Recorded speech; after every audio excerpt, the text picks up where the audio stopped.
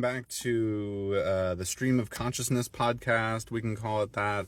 We're going to go off on the Homo-luminous, right? So these are human beings who have realized themselves as the fabric of reality within the psychological mind. So in fact, Jesus was a Homo-luminous. Buddha, Krishna, these people went the furthest mile to discover what is truly possible with the mechanics of consciousness. And it requires the utmost acceptance of truth, the truth of ourselves, who we've been, what we've been through, and what we need to do to heal and evolve, to be the fullest self that we possibly can be. So, the 4 agreements is great. Don't take anything personally, be impeccable with your word. The other 2, they'll come back. If I close my eyes, you can't prove that you gave them to me. Be impeccable with your word. Don't take anything personally. This is going horribly. Okay, say it if you know it. Anyway, the Homo-luminous. So, a light amount of breath work, meditation, introspection, the adherence to the highest set of morals and ethics you can fully surmise. Oh, do your best. And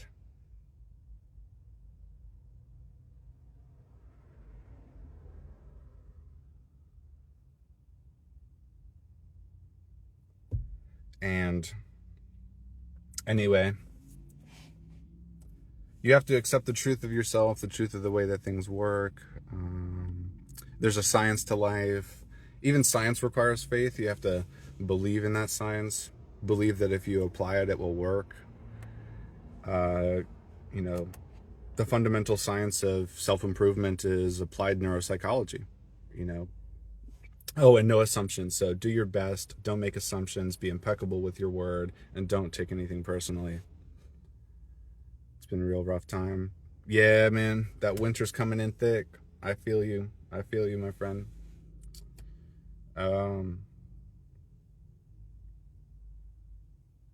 Yeah, it's interesting. You have to believe that you can understand reality to the depth where you can do these mystical things. You can do things, and telepathy, it seems like would be basic, right?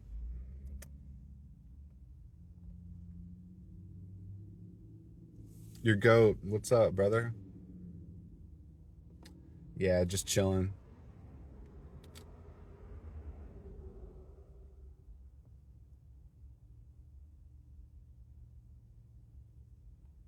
Right.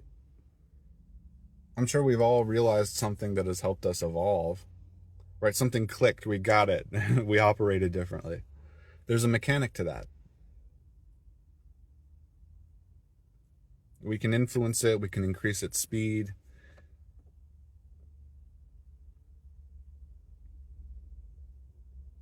The number one thing, I guess, to master in that regard would be realization to action speed, right? The moment we start to overthink it, we overload our body with anxiety and trillions of reasons not to do a simple thing. And then it ends up being simple. Our instincts activate. We just move through it, right? We move through it how we probably were if we didn't think about it at all. So most of life is instincts. Most of life is qualities of intelligence that you didn't create. And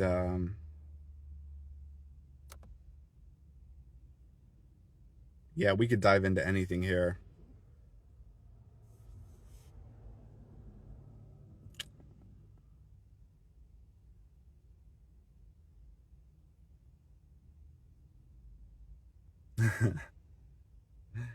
It's all good. It's all good. Appreciate it, my friend. What's up, Dan? And thanks, Des. Or Deshaun. Yeah, yeah.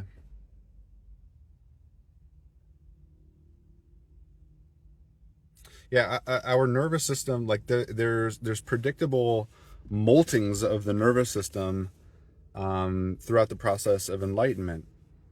The first one is sort of when we start to accept that this is going to be a path, that we're going to wake up every single day and sharpen our tools instead of getting the one external fix that's going to make us happy.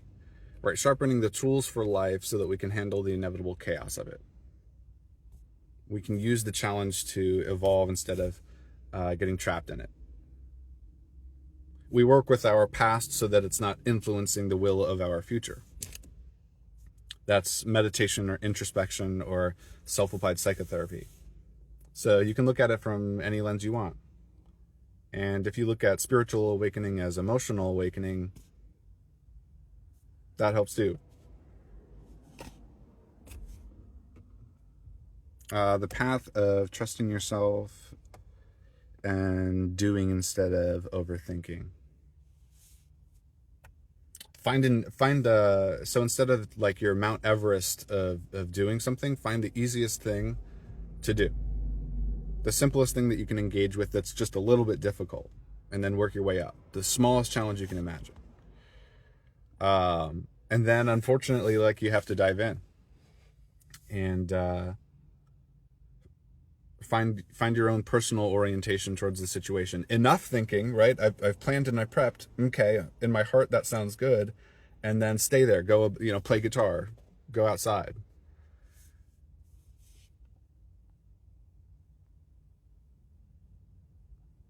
And I can speak on that more. What am I most passionate about in this stage of my life? Yeah. Um,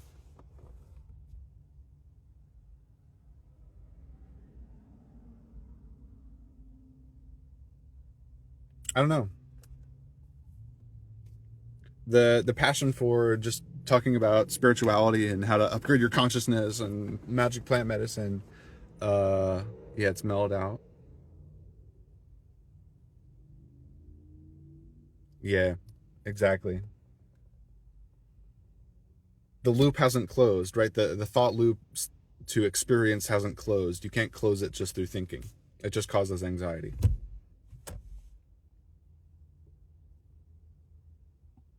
What is your perspective on the use of plants and technologies to enhance our biology? Incredible work. Thank you. And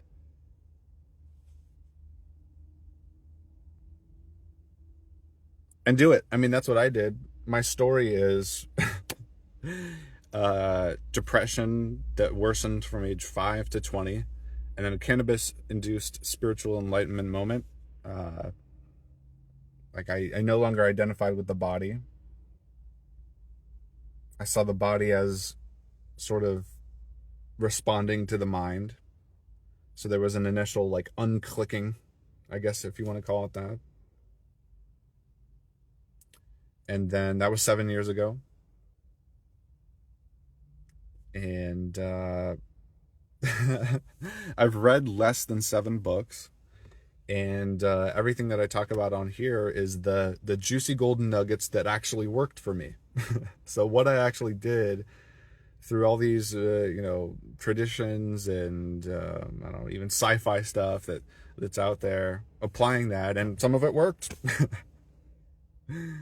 And even up to telepathy and moving things with my mind. Can I do that all the time? Could I levitate the phone right here or do any of that? No. uh, the powers take incredible dedication. Like, you have to devote your life to it. It's something that is akin to, like, going to a university to discover these things, in the context of what they would do in the past to do these things.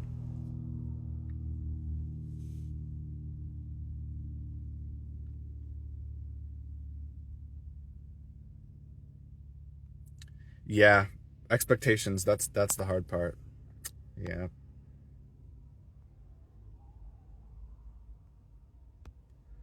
that's hard.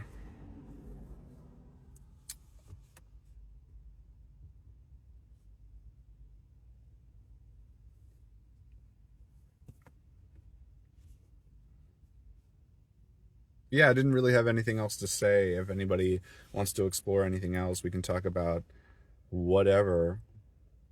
I don't know, y'all. Um, yeah, I really don't.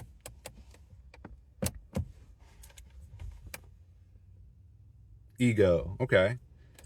Let me take a sip of water.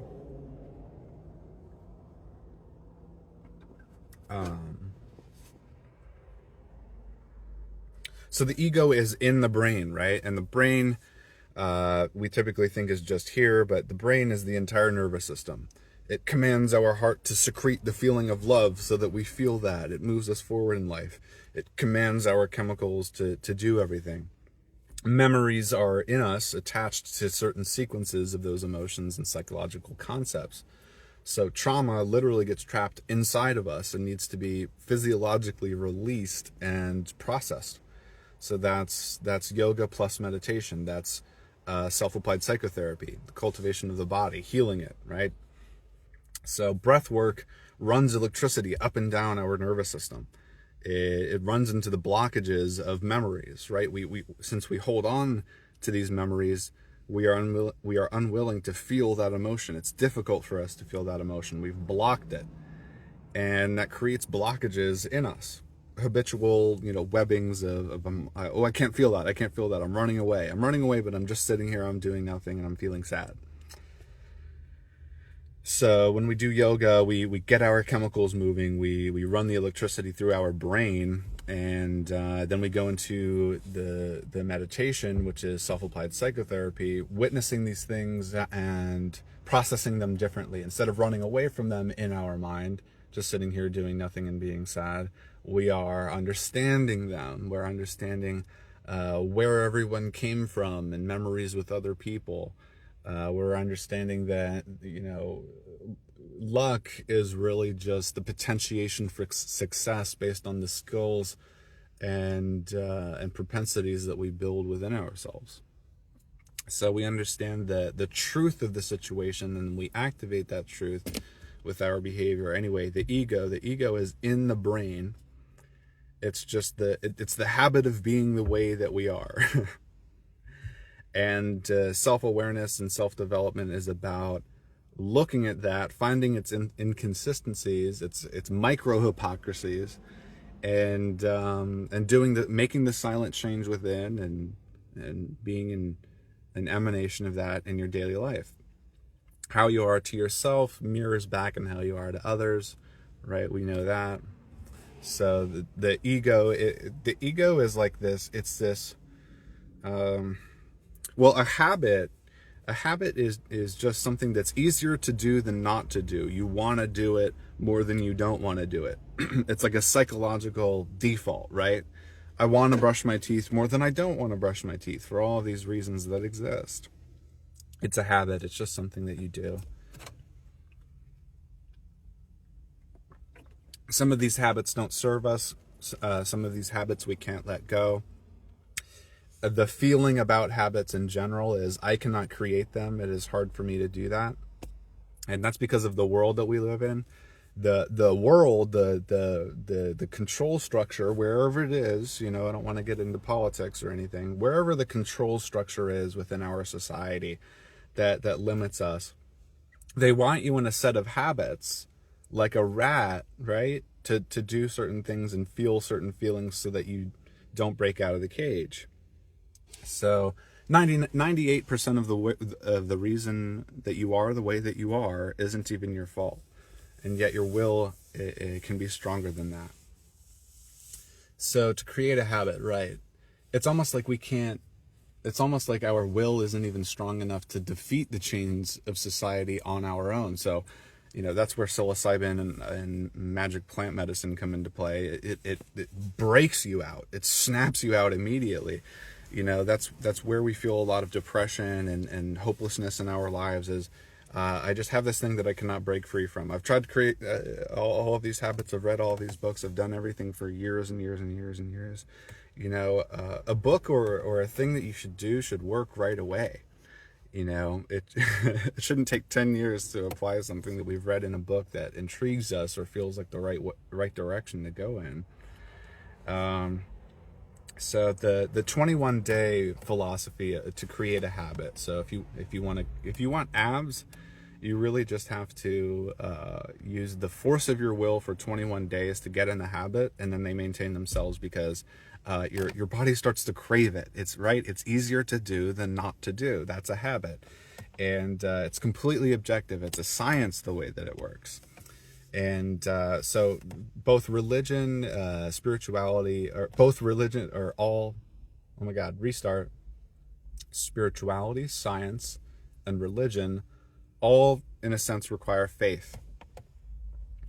And so whatever we're applying, we have to have faith for a certain amount of time before we have the subjective result in our experience, the anecdotal experience, the thing actually working out. So the science of a habit, the science of introspection, the science of meditation, yoga, whatever it is, right? Even science at one point was you trusted a guy in your village and whatever he said worked out. Cool, we didn't die. Let's let that guy handle that because he's figured it out. All of us can be that. All of us can create novel discoveries in our life that are useful to other human beings, and it requires a balance of study and rest and all these things. You know, this form of atomic clay has needs, and we are at the mercy of them. This is where our will is not free, but can be reascertained and strengthened. And it's just it happens through the subtle orientation of wanting to discover these things. So in our mind, the subtle orientation towards discovering the ultimate philosophical concept, the true nature of the universe, encourages our brain to create novel neurology that then becomes the eureka that explodes our reality and transforms our psychological mind. Yeah, or something like that. So yeah, the pressure, you want to remove as many mental pressures from yourself as you can, because stress is when your body cannot heal faster than what's happening to it, right? Stress is your body not being able to heal faster than what's happening to it. So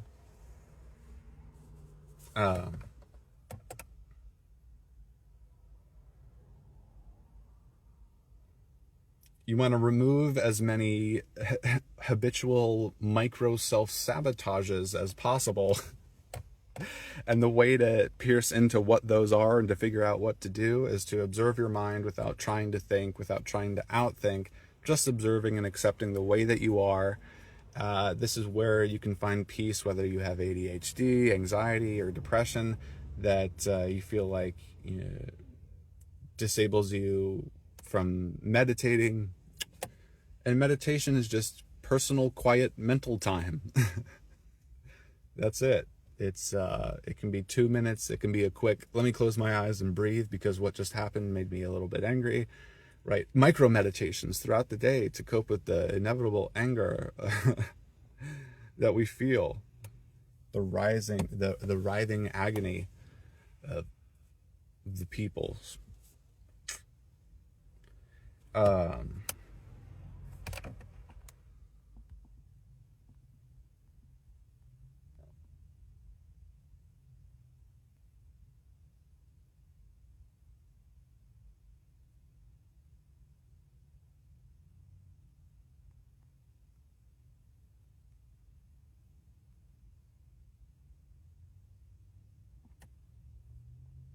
Cool.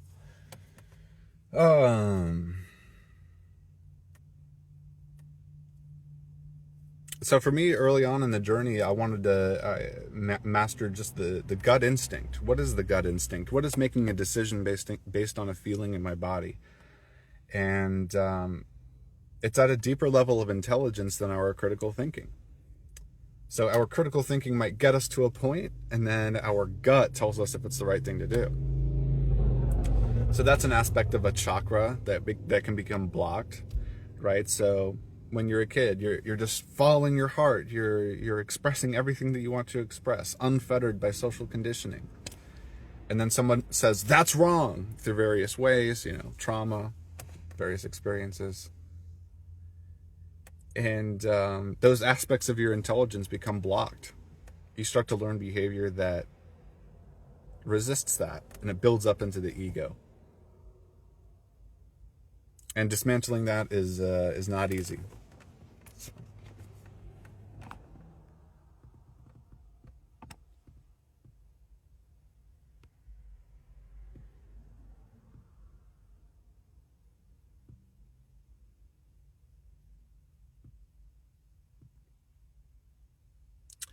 Where to draw between the polarities of inclusivity versus exclusivity. Um,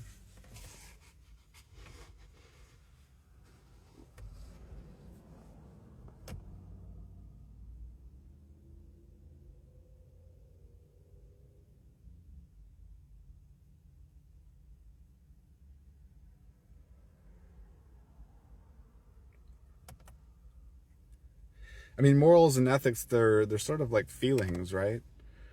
So we're trusting ourselves to trust a subjective feeling that we're having about what is good or bad. So we can discover more about what we feel is right or wrong through experience and introspective investigation.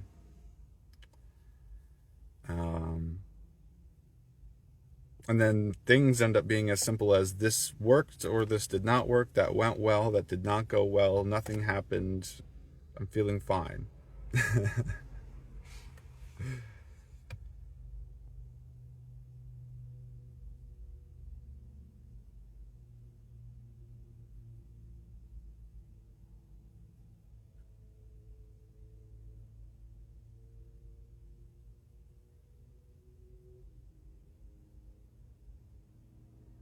Oh, I'm not sure, my friend. Yeah, I'm not qualified to give medical advice.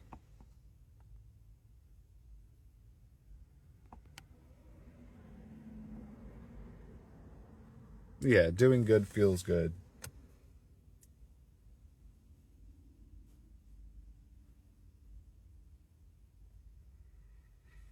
Yeah, that's the crazy part about life. Everything is simple, but it's hard. We have the answers, but it's hard to implement them. They're simple because they're just there. It just makes sense to us. That's what I'm saying.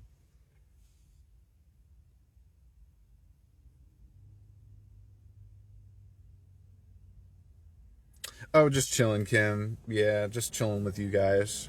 Don't really know what to do on a live stream, or what would be interesting. We were talking heavily about the ego.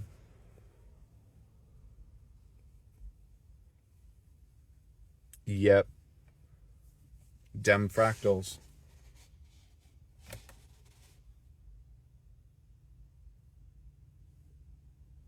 Cool. Maybe one more topic, and then I'll catch you guys later. Um,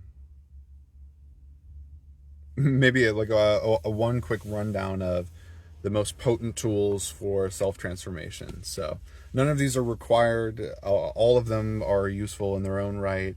There's no perfect formula, but essentially it's objectifying the narrative in our mind, right? Creating an apathetic awareness towards the way that we feel about things in an effort to understand it, in an effort to evolve.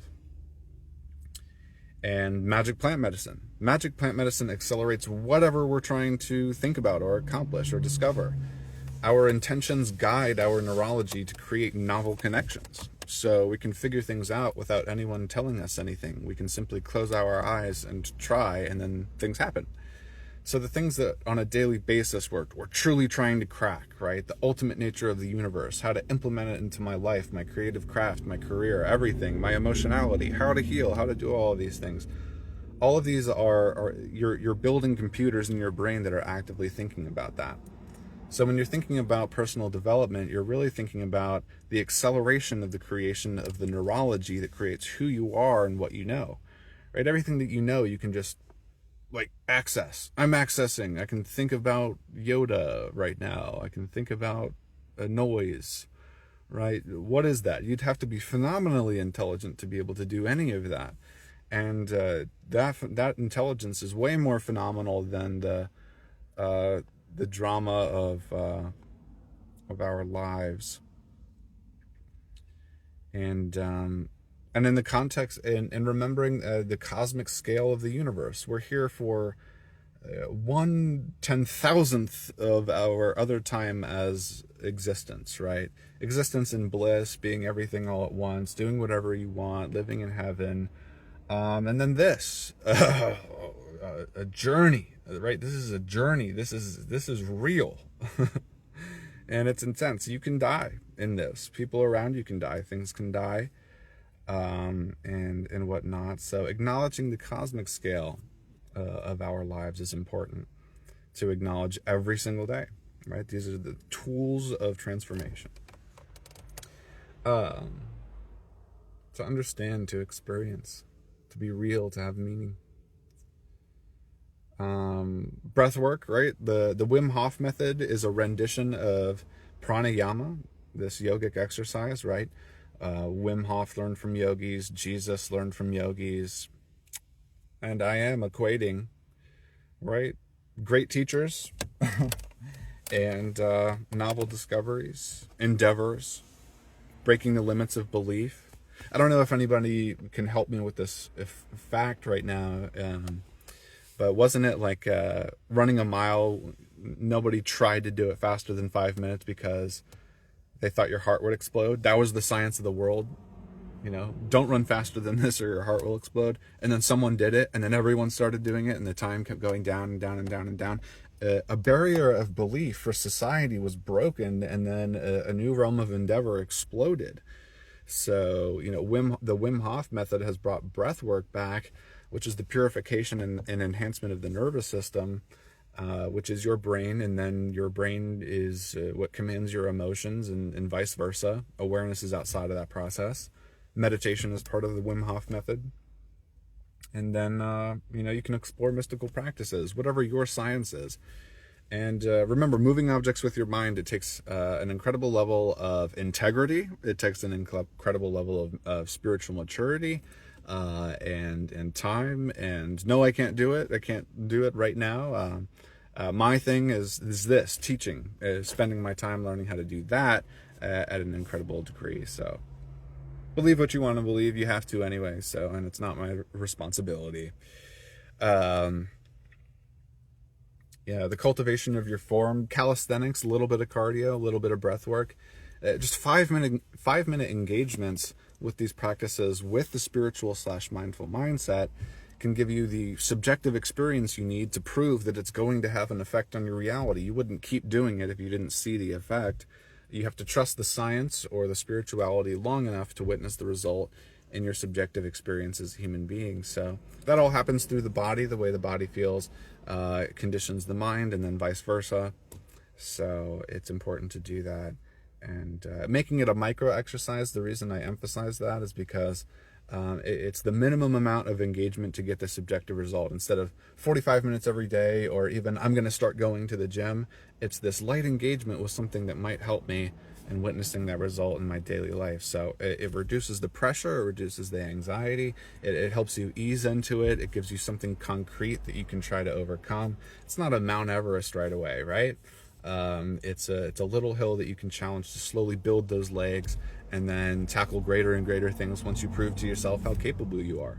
So I don't know if anybody needed to hear that, but spirituality is setting free the essence of your imagination, the thrust of your emotional creativity. So yes. All right, that's it from me. Thanks for hanging out. If I missed your question, I'm ever so sorry. Yeah, just gotta go.